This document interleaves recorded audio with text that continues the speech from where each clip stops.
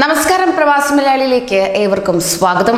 Corona വ്യാപനത്തിന്റെ കയ്പുനീർ കുടിച്ച പ്രവാസികളെ നാട്ടിലേക്ക് അയക്കുമ്പോൾ അന്ന് ദുബായ് ഒരു മുദ്ര നൽകി. വീണ്ടും കാണാം, അത് പ്രാവർത്തികമാക്കിയിരിക്കുകയാണ്. ദുബായിലെത്തുന്ന യാത്രക്കാരുടെ പാസ്പോർട്ടിൽ പുതിയ സ്നേഹമുദ്രണം പതിപ്പിക്കുകയാണ്. ദുബായിലേക്ക് വീണ്ടും സ്വാഗതം.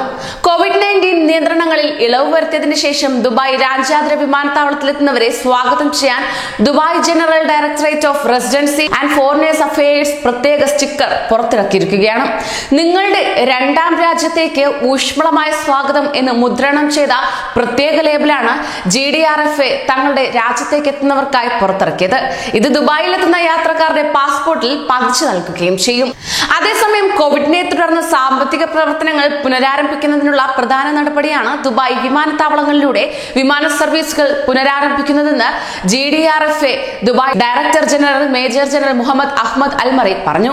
ദുബായ് വിമാനത്താവളങ്ങളിലൂടെ രാജ്യത്തേക്കുള്ള എല്ലാ വിനോദസഞ്ചാരികളെയും സന്ദർശകരെയും ഞങ്ങൾ സ്വാഗതം ചെയ്യുന്നതായും വ്യക്തമാക്കുകയുണ്ടായി.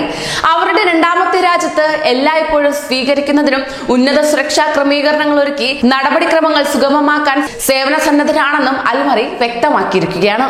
ദുബായ് വിമാനത്താവളങ്ങളിലെ തന്ത്രപരമായ പങ്കാളികളുമായി സഹകരിച്ച് എല്ലാ യാത്രക്കാരെയും സ്വാഗതം ചെയ്യാൻ ഒരുങ്ങിക്കഴിഞ്ഞുവെന്ന് GDRFA ദുബായിലെ ports affairs general director assistant brigadier Talal Ahmed Al Shanqiti അറിയിക്കുകയും ചെയ്തു. ഇതേ തുടർന്ന് വിമാനങ്ങൾ പുനരാരംഭിച്ചതിന് ശേഷം യാത്രക്കാരുടെ എണ്ണത്തിൽ വർധനവും ഉണ്ടായിട്ടുണ്ട്.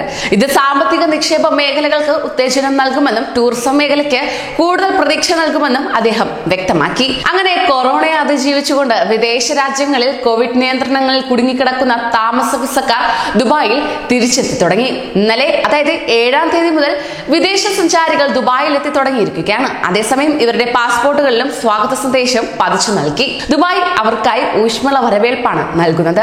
കൂടുതൽ പ്രവാസി വാർത്തകൾക്കായി ഈ ചാനൽ സബ്സ്ക്രൈബ് ചെയ്യൂ.